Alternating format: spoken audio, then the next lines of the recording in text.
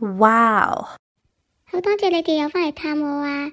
天氣好凍，大家記得着多件衫。今日行超市嘅時候，俾我見到有好多杯麵，啲種類都幾多，而且大部分係英國製造。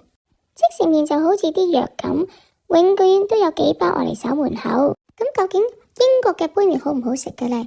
由於今次試嘅嘢太毒，所以我就唔派我嗰兩位測試員啦，就等我呢個卒仔為大家試食先，睇下值唔值得買。呢段片啊，真係同我上一段片大反差，即係一念天堂一念地獄。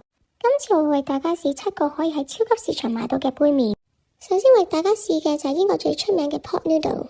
你睇下 pot noodle 可以擺咗成埲牆，但係其他杯麵只放得1/4，就知道 pot noodle 喺英國嘅地位幾重啦。而我今次試嘅味就係 chicken and mushroom。揀佢嘅原因係因為 pot noodle 出咁多隻味，但係竟然俾我見到家姐行過嘅時候，竟然隨手就攞咗呢一種味，就係因為呢個咁隨手嘅動作，再加上佢咁堅決嘅眼神，俾到信心我，所以我諗仲唔係你？煮嘅方法好簡單，都係煲熱水，然後焗佢4分鐘，之後就食得。佢係咁多杯麵之中最平嘅，亦都俾我開個蓋開到最爛嘅。內附一包醬，好貼心嘅係個蓋背後竟然寫住一句勵志嘅句子，就好似同我講緊，今次食杯麵唔緊要噶，下次再食翻啲正嘢啦。就好似俾人拍個膊頭，加油，你得噶！打開之後睇真啲，就真係發覺好似俾人拍膊頭，撞鬼啦你！成個杯麵都俾啲黃冚冚嘅雞粉包圍住。雖然你可以講呢個杯麵係物比價高，因為你真係可以見到好清楚嘅粟米粒，而且內附一包豉油，1磅嘅價錢真係相當唔錯。而嗰包豉油呢，就係溝稀咗嘅豉油，所以落唔落都得嘅。落咗豉油之後，我再焗佢2分鐘。呢個杯麵呢已經用滾水呢渌咗4分鐘，但係啲麵呢仍然都係偏硬嘅。你睇佢成個麵餅都係好似唔想分開咁嘅，所以我之後再焗多一陣先食噶。呢個杯麵其實係幾好食嘅，比我想象中之好啊！其實佢就好似你一包麵又加落啲雞粉度咁，即係味精好重，但係完全食得落口嘅。不過可惜嘅係，我食到最尾呢啲麵都係唔係咁腍嘅咯。之後試嘅係 Issue 出品嘅河粉。Issue 係一間喺英國專打賣日本嘢食嘅快餐店，通常呢喺啲寫字樓區同埋大型購物中心裏邊呢，你就會見到佢噶啦。今次試嘅就係 cashew curry 味，整嘅方法亦都係煲水，然後之後渌5分鐘，跟住就食得。個盒寫明呢係專買佢嘅湯底啦，同埋係得191個卡路里啫。打開個盒，你就會見到一包 cashew curry 醬同埋河粉。盒內嘅設計都好貼心，佢話俾你聽落水落到邊度。而佢包醬亦都好勵志，寫住健康嘅人生。係咪食完呢本杯麵之後，我哋嘅健康人生就會為我哋打開呢？其實我睇完呢包醬之後，我對呢個杯麵係有少少期望嘅。我嘅健康人生終於打開咗啦！唔知係咪因為我知得衰呢？所以我唔知你睇唔睇到我睇到嘅嘢。加咗水之後，情況更唔樂觀。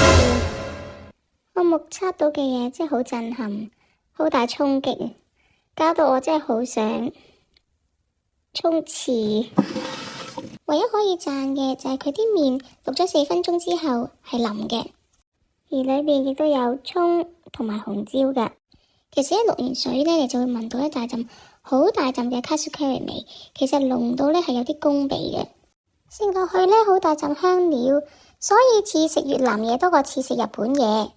其實成件事呢有啲詭異嘅，因為 cashew curry 其實應該襯烏冬，越南河粉呢先會襯返河粉，所以佢而家有啲兩頭唔到岸嘅感覺。個河粉本身呢依然咁，其實幾好嘅整得，所以嘥咗。之後試一個係廣東 style 海鮮鴨味嘅杯麵。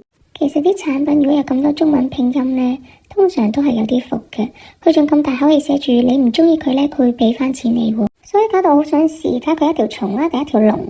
煮法係煲水渌4分鐘之後食得。個盒嘅設計都好貼心，佢有2層紙，所以攞嘅時候唔怕辣親。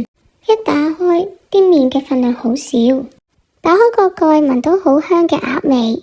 淥咗4分鐘之後，啲麵係腍嘅，配都有紅蘿蔔同埋蔥。但係呢個杯好大問題就係因為佢啲麵好碎，所以一路食都唔知食緊啲乜嘢。再加上佢啲鴨醬沉晒底，所以你唔攪勻佢先食嘅話呢，嗰啲湯係基本上冇味㗎。佢係蛋麵，麵質比較實，同埋好重麵粉。其實成個杯麵呢，除咗聞嘅香氣係有鴨味之外呢，食係完全冇鴨味嘅，味道有少辣，其實係似海鮮醬溝水。因為啲麵咁碎呢，食完隻手好攰。不過唯一好處呢，就係味精比較少。不過我已經抌咗個 receipt 啦，所以冇得退。之後試嘅都係同一牌子，不過今次佢就寫明係日本拉麵，同其他一樣都係淥水之後等4分鐘，然後食得。打開之後，裏邊個蓋寫住 You have great taste， 希望大家咁話你都有 great taste 啦。成件事好英國 feel 啊，好 small talk 啊。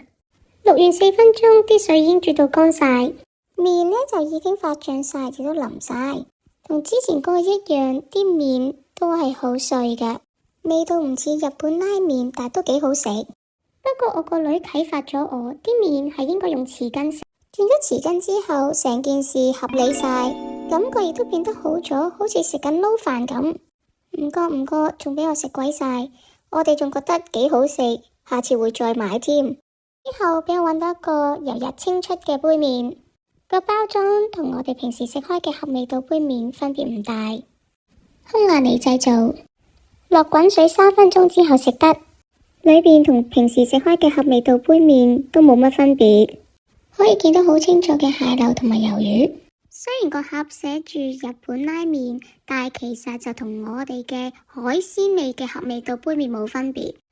不過就鹹咗少少，所以最好加多啲水。始終係日清出嘅，所以有保證。我亦都試咗2個由日清出嘅撈麵。第一個係照燒汁，用滾水淥3分鐘之後倒走啲水，然後撈埋啲醬就食得噶啦。成個過程都好方便，但係我就嫌個杯有啲薄身，所以倒水嘅時候呢，隻手有啲辣。唔知係咪因為呢度天氣有啲凍，所以啲醬呢就會好結，好難擠晒成包落去。同埋呢杯嘅份量呢都幾多嘅，所以呢好似食極都唔完咁。啲麵咁多，但係啲醬咁少呢，搞到撈唔勻。一路食嘅時候，我哋都見到好多冬菇。我覺得呢個做得唔錯。但係因為始終用水淥出嚟嘅，咁所以啲麵呢係比較腍。反而我覺得如果攞出嚟炒一炒，可能會更香口。之後我再試埋北京填鴨味，呢個都係一個撈麵，都係要去晒啲水。裏邊有一包好似血漿咁嘅嘢，感覺有啲嚇人，成件事黑化咗。但係食咁多個，呢個係最有驚喜嘅，呢個最好食，而且味道好惹味。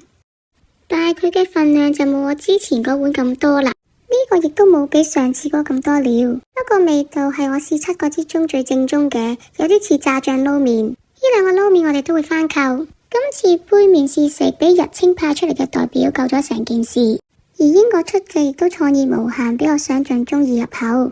下次你哋去超市嘅時候都不妨買翻過嚟試下。